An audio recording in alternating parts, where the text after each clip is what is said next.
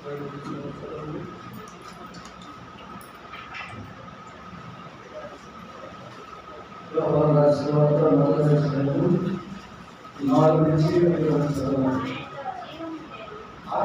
జీవం ఉండెను, ఆ జీవం మనుషులకు వెలుగైనను, ఆ వెలుగు చీకటిలో ప్రకాశించింది కానీ చీకటి దాన్ని గ్రహించుకునేమో. ప్రార్థన చేస్తున్నాము. ఆ పరిస్థితుల్లో కానీ కేవలం ఎంతో జ్ఞాపకం చేసుకుంటావా మరి ఆదరణ కార్యక్రమంలో నాయన వాటి జ్ఞానంలో కూడా నువ్వు చేయవలసిన నాయన మరి ఆత్మీయంగా నాకు మాట్లాడే ప్రజలంగా ఉండదు సహాయం చేయమని నా రైతు నామండి శుద్ధి ప్రార్థించి పెట్టుకున్నా తండ్రి. ఆమె ప్రభుత్వారా చదవడం లేఖన భాగంలో గమనిస్తే ఇక్కడ శ్రేష్టమైన చదువుకున్నాం. మరో చదువుతారు వినండి. ఆయనలో జీవమును, ఆ జీవము మనుషులకు ఏమైంది? వెలుగుతో. ఆయనలో జీవమును, ఆ జీవము మనుషులకు వెలుగైనను, ఆ వెలుగు చీకటిలో ప్రకాశించును కానీ చీకటి దాన్ని గ్రహింపకుండెను. ఎప్పుడుంది వెలుగు? చీకటిలో. లోకమంతా ఎలా ఉంది? ఎలా చెప్పండి. ఏమన్నా తెలీదా? లోకమంతా ఎలా ఉంది? చీకటిలో ఉంది. మరి చెప్పండి. లోకంలో చీకటిలో ఉంది. చీకటిలో ఏముంది? వెలుగు ఉంది. చీకటి పోవాలంటే ఏం చేయాలి?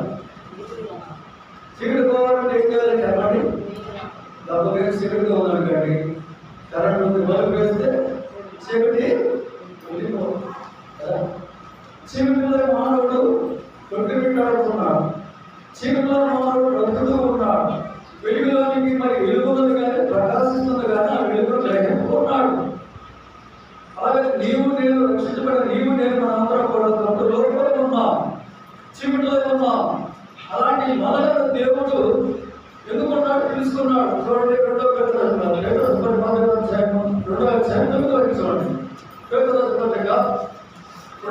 పత్రిక వచ్చింది. అయితే మీరు చీకటి నుండి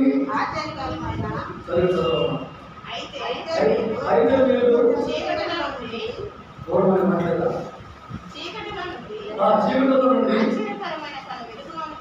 ఆశ్చర్యకరమైన తన వెలుగులోనికి మిమ్మల్ని పిలిచిన వారి గుణాతి చేయవలను ప్రజలను చేయ నిమిత్తము ఏర్పరచబడిన వంశమును, రాజులైన యాజక సమూహమును, పరిశుద్ధ జనమును, దేవుని సొత్తైన ప్రజలపై పూర్వమున లాంటి వారు ఉన్నాము. చీకటిలో ఉన్నాము. చీకటిలో ఏమున్నది? వెలుగున్నది కానీ ఆ వెలుగులో మానవుడు ప్రకాశిస్తున్నాడు. దేవుడు ప్రకాశిస్తున్నాడు కానీ ఆ వెలుగులో గ్రహించబడలేదు. ఎందుకంటే చీకటిలోనే ఉన్నాడు కాబట్టి చీకటిలోనే వాడు చనిపోతున్నాడు, చీకటిలోనే జీవిస్తున్నాడు కాబట్టి వెలుగు దగ్గరికి రావాలంటే అంత మాత్రం రాలేకపోతున్నాడు. అలాగే నీవు నేను ఒకప్పుడు మనం చీకటిలో మళ్ళను దేవుడు మరి చీకటిలో మళ్ళను ఆశ్చర్యకరమైన తన వెలుగులోనికి వెలుగులోకి వేయించడైనా మనను తీసుకున్నాడు. ఎందుకు చూస్తున్నాడు? చదవండి. ఎందుకు చూస్తున్నాడు? చదవమా. అయితే మీరు చీకటిలో నుండి ఆశ్చర్యకరమైన వెలుగులోనికి మిమ్మల్ని పిలిచిన వారి గుణాన్ని చేయవలన ఆయన గుణాన్ని చేయవలన ప్రజలను చేయ నిమిత్తము ఏర్పరచబడుకున్న వంశమును, రాజులైన యాజక సమూహము, సొత్తైన ప్రజలు. ఆయన గుణాన్ని చేయమని ప్రజలను చేయాలి. దేవుని వాక్యాన్ని ప్రకటించాలి. సర్వలోకానికి సర్వసృష్టికి సువార్త ప్రకటించాలి. అదే ప్రజలను చేయడం. ఆయన గుణాన్ని చేయమని ప్రజలు చేసేవారు ఉండాలి. చీకటిలో ఉన్న వారికి వెలుగును చూపించేవారు ఉండాలి. చీకటి పట్టులో ఉన్న వారికి వెలుగును చూపించేవారు ఉండాలి. మానవుడు ఎందుకు రాకపోతే వెలుగు దగ్గరికి అని మనం గ్రహించినట్లయితే అక్కడే ఒక మాట్లాడుతున్నాడు. యోహాను పత్రిక 3వ అధ్యాయం 19 చూడండి. యోహాను పత్రిక 3వ అధ్యాయం 19 వస్తుంది.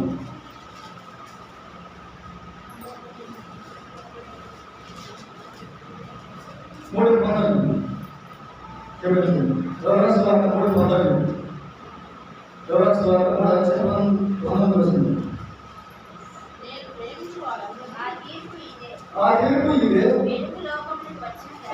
వెలుగు ఇప్పుడు ఎక్కడ ఉంది? లోకములకు వచ్చినది, కానీ తమ క్రియలు చెడ్డమైనందున వెలుగును ప్రేమించగా చీకటినే ప్రేమిస్తున్నాడు. అర్థమైందా? ఇప్పుడు మీకు లోకంలో ఏముంది? వెలుగు ఉంది. వెలుగులో మరి చీకటిలో మానవుడు ఉన్నాడు. వెలుగు దగ్గరికి రాలేకపోతున్నాడు. కారణం ఏంటి చెప్పండి? ఏంటి? తమ క్రియలు ఏం చెప్పలేదు, మీకు జరగట్లేదు. అసలు తమ క్రియలు చెడ్డమైనందున దేవుడి సన్నిధికి రాలేకపోతున్నాడు మానవుడు. అందుకే అంటాడు యోహాను సువార్త చూడండి 8వ అధ్యాయం 12 చూడండి. 8:12 మరలా యేసు ఇక్కడ కూడా అంటున్నాడు, నేను లోకమునకు వెలుగును, నన్ను వెంబడించువాడు. చూసారా? లోకానికి ఏమైనాడు? ఆయన వెలుగై ఉన్నాడు. ఆయన వెంబడించేవాడు చీకటిలో నడవక జీవపు వెలుగు కలిగి. ఎవరైతే ఆయన వెంబడిస్తారో జీవపు వెలుగులో ఉంటారు. జీవపు వెలుగు కలిగినట్టు సాగుతారు. అందుకే సువార్తలనే 9వ అధ్యాయం 9వ వచనం 1:9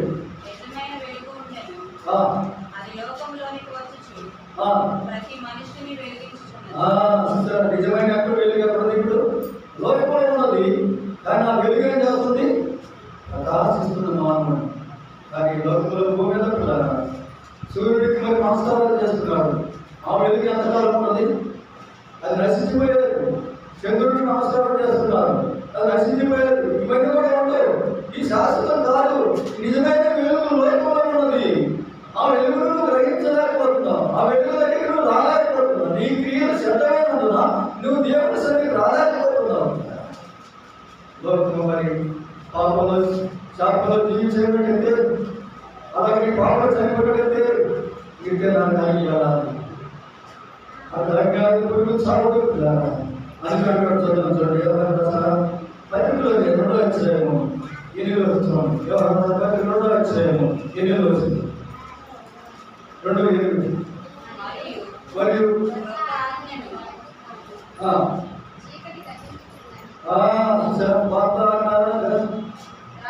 రాయిస్తున్నాను, చీకటి అయిపోతుందంట, రచించిపోతుంది. ఉండదు. సత్యమైన వెలుగు ప్రకాశించున్నది, కానీ కనుక మరి ఆయన యందును మీ అందులో ఏమైనది? ఆయన యందు మీ అందులో ఏమైనదంట? సత్యమైన ఉన్నది. చీకటి అయిపోతే బ్రతకాలానికి సూర్యుడు ఉండడు, చంద్రుడు ఉండడు. ఇవన్నీ జరగవలసి ఉన్నది. సూర్యుడు గతించిపోతాడు, చంద్రుడు గతించిపోతాడు. లోకమంతా అయిపోతున్నాం. ఇక చీకటి అయిపోతుంది, చీకటమైన అయిపోతుంది. అలాంటి చీకటిలో నుండి నిన్ను దేవుడు గమనిస్తున్నాడు. ప్రయాసపడి ప్రారంభిస్తున్నా సమస్తనాలు రండి, నేను మీకు విశ్రాంతిని కలిగజేస్తున్నాను. ఈ లోకంలో భూమి మీద ఎన్నో భారాలు కలిగి ఉంటావేమో. ఆయన ఎవరికి నీకు భారాలకి తీరిపోతుంది.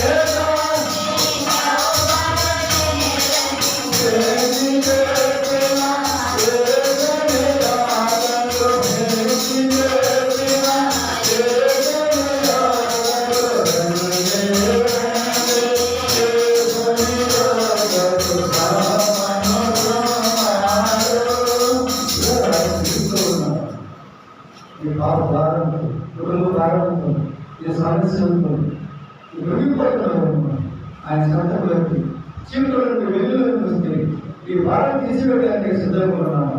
నేను శ్రమలన్నింటిలో ఆయన మరి నేను వదలకుండా నేను సిద్ధంగా ఉన్నాను. చీకటి ఆశ్చర్యకరమైన వెలుగును రాస్తావా ఆయన పిలుస్తున్నాను. బాధ వేసిన సమర్థమైన రండి, నేను మీకు శ్రాద్ధం చేస్తున్నాను. ఏ గొప్ప అవకాశం వారికి మందంగా పడుతుంది. ఏ క్షణంలో ఏమో జరుగుతుందో తెలియదు. అందుకే ఏపీఎస్ పత్రిక 5వ అధ్యాయము, ఏపీఎస్ పత్రిక 5వ అధ్యాయము 8వ వచనం 5:8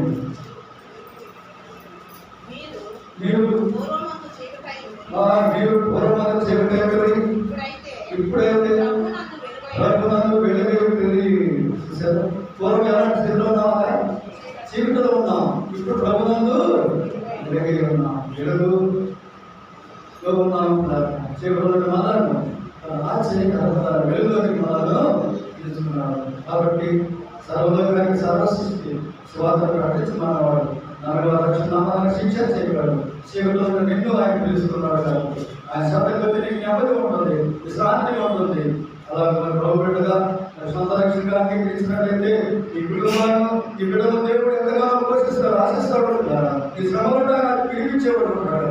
కాబట్టి మాట్లాడుతూ కూర్చున్నాం. ప్రభు బిడ్డగా సార్ దేవుడి మీద మాట్లాడుతున్నా ప్రారంభం చేస్తున్నాం.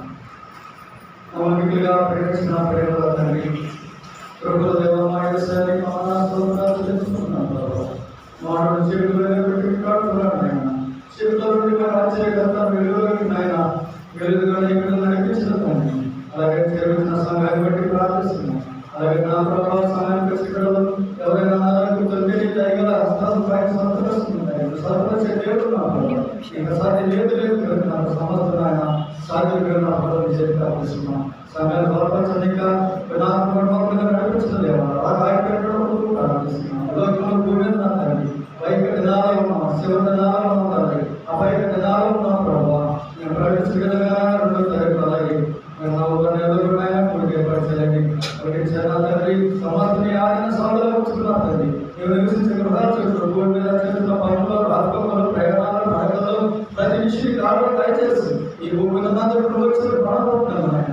ఇక రుణామైన నలుగురు సంఘాన్ని చాలా కష్టమని మా రక్షకుడు మా పై కుమారుడు కాబట్టి ప్రార్థించి వేడుకుంటున్నా తండ్రి.